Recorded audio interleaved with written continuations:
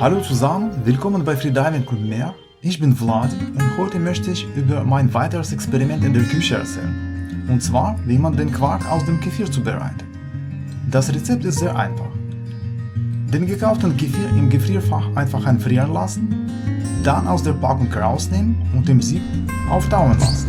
Im Sieb bleibt der trockene Quark liegen und dann den Quark pur oder mit Honig genießen. Meiner Meinung nach schmeckt der Quark hervorragend. Und einen guten. Ciao, bis zum nächsten Mal.